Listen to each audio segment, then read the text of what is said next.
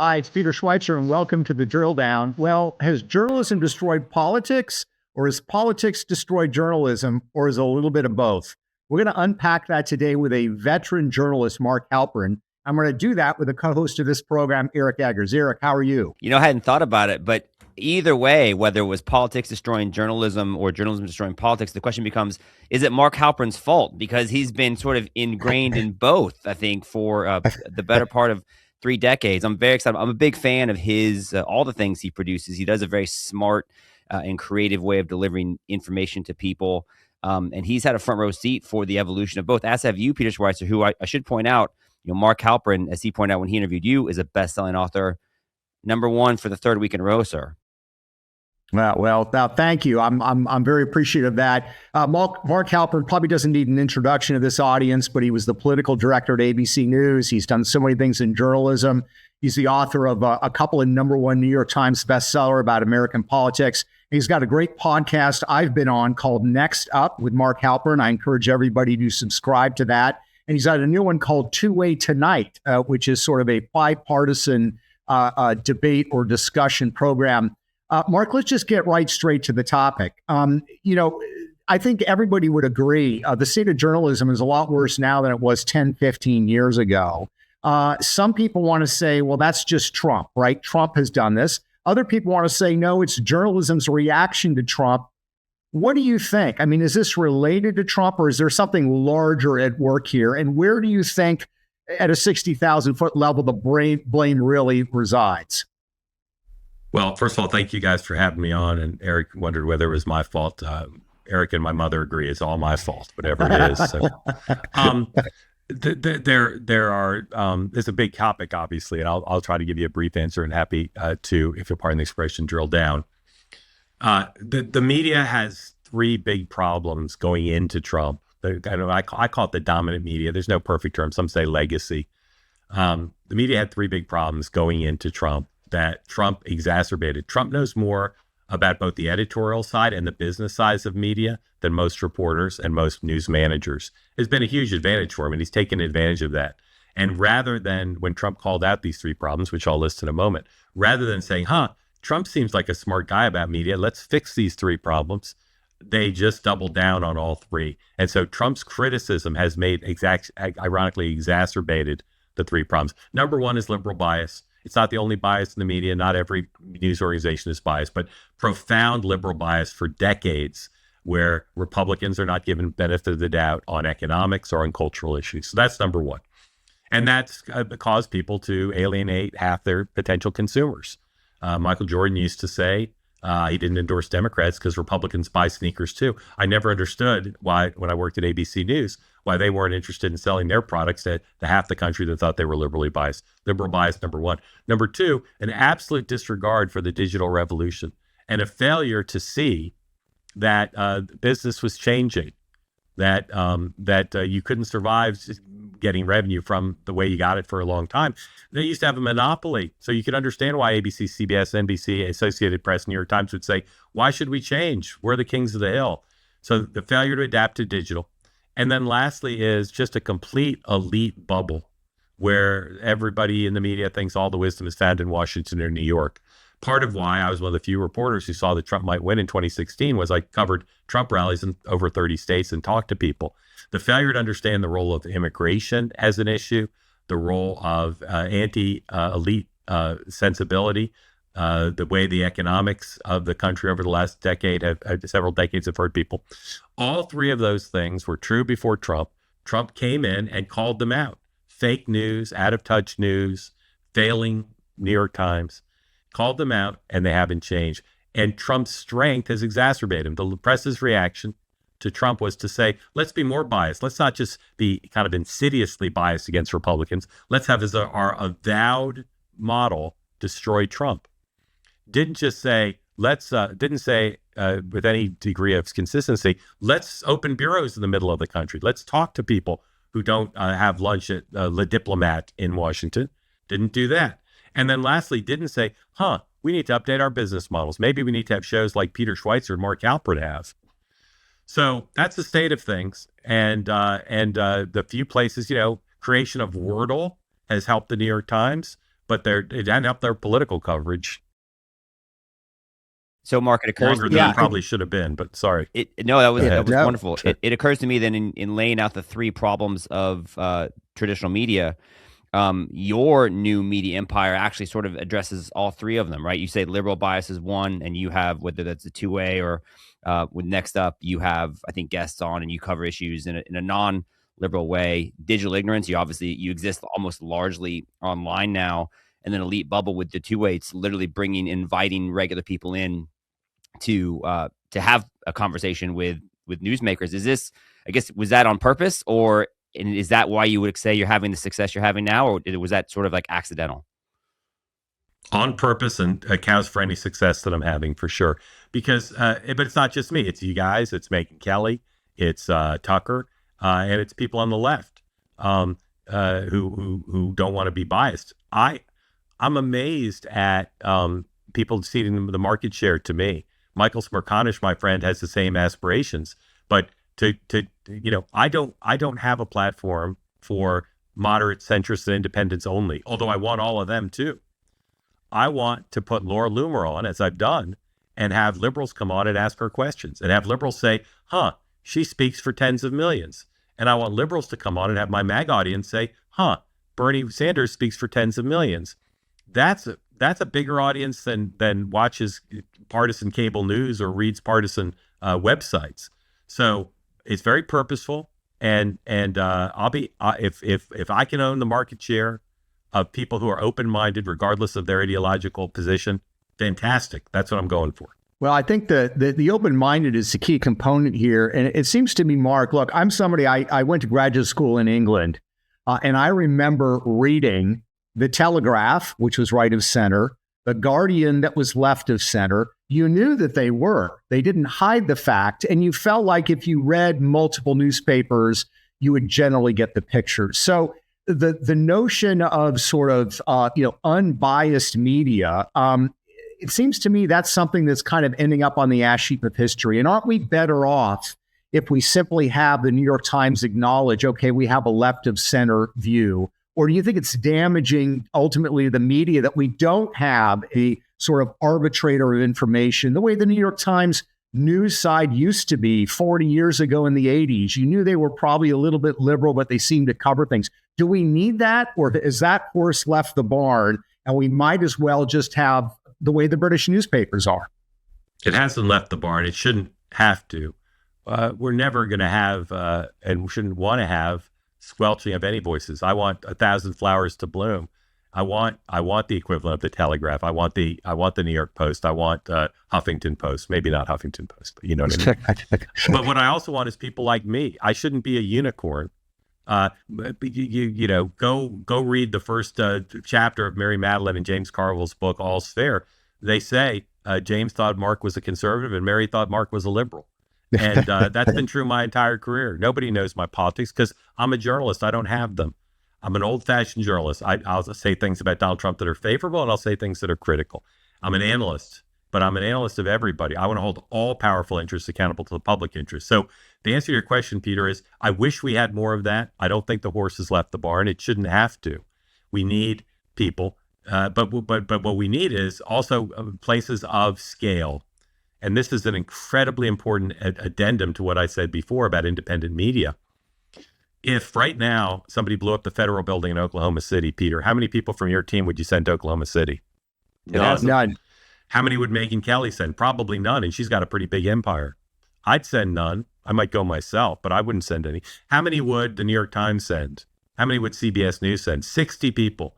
And I can tell you from having gone to cover big stories like that, and this goes to foreign stories, presidential campaigns, you need economies of scale. If, Peter, you wanted to file a Freedom of Information Act request, you might file one, but if they turned it down, you're not going to hire a bunch of lawyers to sue for 10 years to get the documents. You need big places, and we don't have very many big places, and I don't think anybody's starting any new ones. So I want the big places like the New York Times, all of whom are liberal. The AP is liberal. The New York Times is liberal. I want them to get religion, hire people like me, and say, we're going to be a fair place, and we're going to use our size to do the things to hold powerful interests accountable and tell the stories of our time. So I hope there'll be more of it. you're right that there's less of it. And I understand the inclination to say, there's no such thing as objective. Everybody should just read, some liberal, some conservative, and get the point. I just don't think that's true. And my career is testament to it. Liberals say I'm conservative. Conservatives say I'm liberal. The people who know me say, we don't know your politics. You just seem to want to tell great stories and hold everybody accountable. So let me ask you really quickly on this question of scale. I have friends in the media. I have a friend who was a producer at 60 Minutes for a long time. And he said that the networks basically got less interested in news coverage, right? They didn't feel like they were getting the bang for the buck per se. They were, moving more in the direction of commentary. I think certainly if we look at the cable networks, it's heavy on commentary and a lot less on reporting. How confident are you that the consumers in America, I mean, they're just, they're watching your program, obviously, but have the American people lost an interest in hard news coverage? That's the other thing that you hear a lot of times, and the excuse why the media is devoting less resources to make hardcore journalism. I don't think people our age, I say that inclusively to you young whippersnappers, I don't think people our age have lost their interest in hard news. I do think our kids and our grandkids are not currently interested in it. They'll look at anything on a phone and say, that's interesting, on TikTok or whatever. So for future generations, I worry about it, right? It's a supply and demand thing. You can't make boring products that are anything. You can't make boring Broadway shows or boring sports events or boring news and expect consumers to want them. But if you can make interesting products that are hard news, I think people would be interested in that, even young people. The challenge is, who's going to do that? Is CBS going to do that? Is the Washington Post going to do that? Is the Wall Street Journal going to do that? I am more into solutions than cursing the darkness. So I hope the people who own the Wall Street Journal and the Washington Post and CBS News will do that. David Ellison says all the right things. David Ellison says, I want unbiased news. I want accountability. I want great stories. And I want to appeal to everybody, including young people. I hope he does what he talks about. And I hope the other broadcast networks, the cable networks, and the big newspapers and the wire services, I hope they follow that model.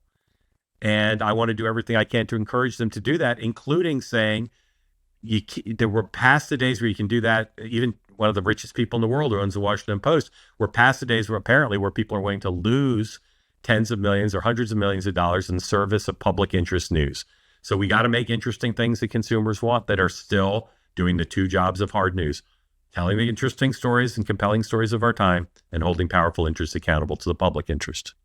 It should be pointed out for the record, you both are almost exactly the same age and apparently have somehow less gray hair than me, which I'm totally fine with. So it must be the number one. It must be the number one New York Times bestseller status. It does something for the anti-aging process. It keeps us young. It keeps us young. Peter, I knew Peter was about my age, but Peter, as you know, looks like a 25-year-old European fashion model. So he's gonna look young for a while. It's because he lives in Florida, Mark. The cash transfer to you, Mark, is in the mail. So to the point about like the important industries, like the big ones that have to matter, CBS seems like it's trying the hardest to reclaim some of that ground, and they're in the news this week. And I'm kind of interested, Mark, in your take on it. And Peter's on the road for people that are watching. But Peter, Peter and I had an argument about Stephen Colbert when he first took over this show. And I was like, no, I think it could matter. And Peter's like, no, he's destined to fail. And that is one of the many things Peter has been correct about over his tenure. But they're in the news this week because Colbert recorded this interview with the Texas Senate candidate, James Talarico. And then they said that they were pressured by the FCC and maybe CBS to not air it. So they released it only online. And then it sounds like Jasmine Crockett, Talarico's opponent, saying, well, that's not true. The FCC said they could air it. They just had to offer extra time. But by now, they've got all these headlines that Trump has pressured Colbert not to do this. So it's kind of a win for Colbert because he gets headlines. It's kind of a win for Talarico. I guess, Mark, just what's your kind of takeaway from this episode? And what does it say to all these kind of elements that we're talking about as it relates to this relationship between Trump, politics, and the media? I've avoided talking about that story on my shows because I find it so confusing to a normal person, but you laid it out very well.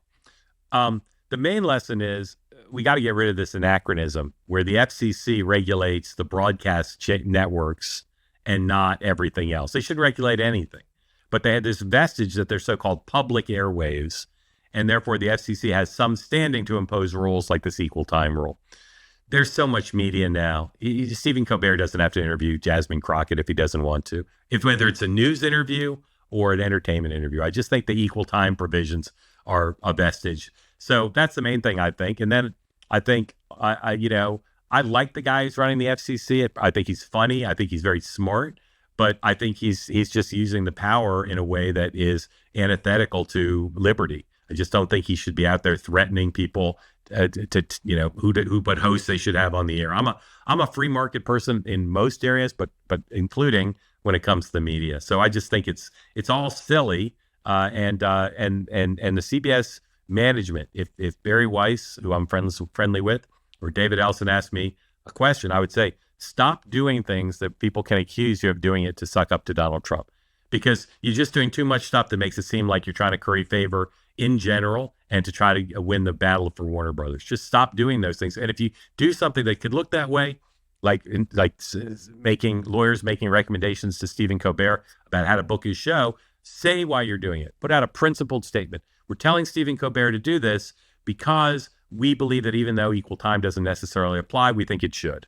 That's all. What they said wasn't so horrible. There's an argument to say, if you're going to give one Senate candidate a big platform, give the other Senate candidate a big platform. Yeah, that seems like a balanced suggestion. I'm wondering, Mark, again, to take a big picture view, what I find so interesting about Trump is here's a guy who spends a lot of time criticizing the media, and I think a lot of people would agree with a lot of his criticisms of the media, but he also can't seem to get enough of them. He's got these open cabinet meetings. He's always available for interviews. I guess my question is, do you think that's an expectation going forward? I mean, we went from Joe Biden's administration where, Biden hardly ever had any press conferences. Trump has them all the time. Is that an expectation now, you think, of voters? And is that something that we should insist on? Or do you think that the rise of social media gives candidates an opportunity to avoid difficult questions from reporters and to just sort of get their message out? AOC does this a lot, for example, and there's certainly Republicans as well. They just put out these videos, but they don't actually get challenged or questioned by anything because they don't like to have press conferences. Yeah. I generally am reluctant to say anything about a question, the premise of which is what happens after Trump.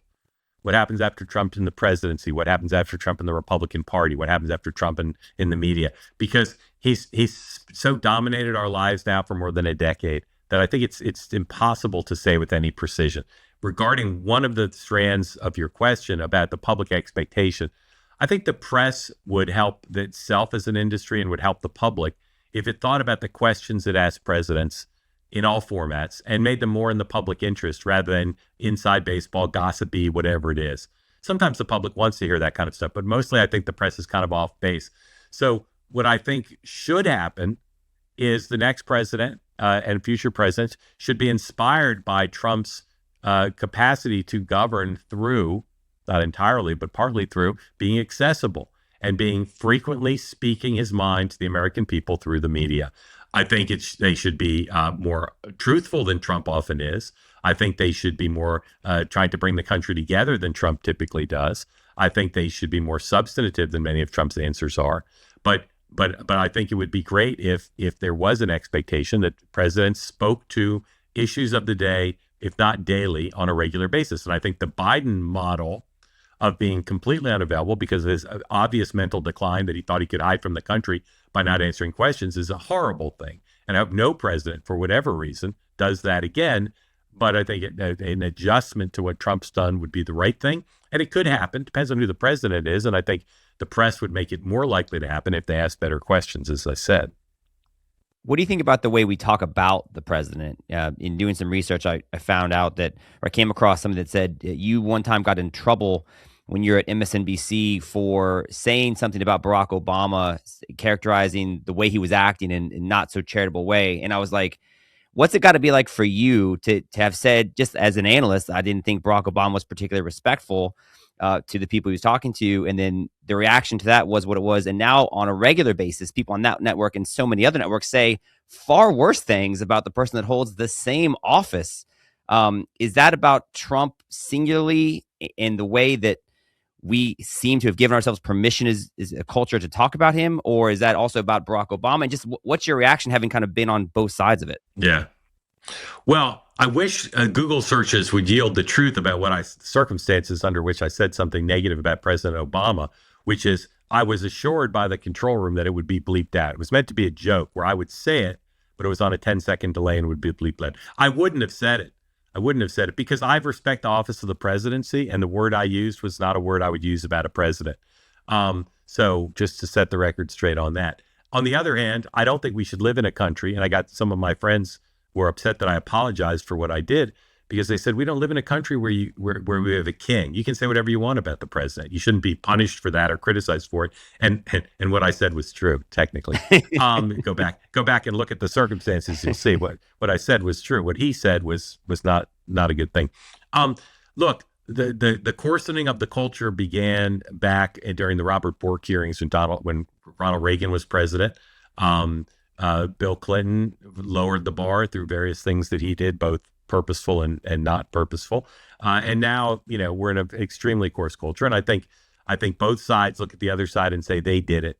They do it worse every day. Donald Trump posts a picture of the Obamas as monkeys, and I could go online and find you 1,000 things posted about Donald Trump that are offensive as well. I hope the next president restores some of the decorum. I hope people in my business to restore some of the decorum, but we're in an age of anything goes. We're in an age of people trying to one up each other in terms of being outrageous. So I'm not particularly optimistic that would be widespread, but I think it's important for those of us who can to try to set an example of that. I say things favorable about the president and unfavorable, but I respect the office and I respect the fact that tens of millions of people think Donald Trump being elected was the greatest thing ever, and there are tens of millions of people who think it was the worst thing ever. We've been talking to Mark Halperin, who's the former political director at ABC News. He's got a terrific podcast now called Next Up with Mark Halperin. My final question for you, Mark, where does Mark Halperin get his news? Drill down, primarily.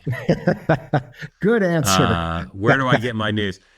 All the normal places. I read major publications, and I'm on X a lot. But I'm very fortunate. One of the secret things I have and benefits I have is people send me stuff. I have just a network built up over decades of people in politics and business, academics, regular citizens, and they'll email me or text me interesting stories. And so there's no way to find everything, but I don't miss much because people send me stuff, and I'm very grateful to the group of people who do. I got one guy, I don't know how he does it. He sends me like 30 interesting tweets a day that I wouldn't otherwise have time to see. I don't know how he does it, but he just emails me or texts me just really interesting tweets. So I'm grateful to the network I've built up that keeps me informed. So my final question, Mark, and we do appreciate the time. And I want to say I think I've been a big fan of your program since it came out last year.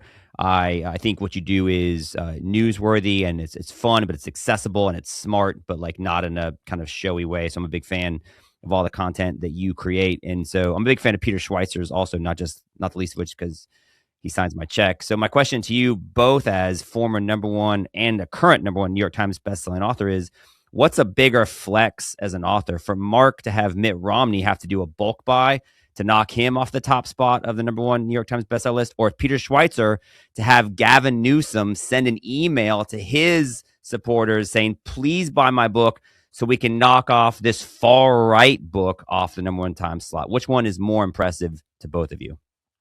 Well, thank you for your kind words. I appreciate it. And I'll just say anything Peter does is more impressive than anything I do. So I'll go with the Newsom thing.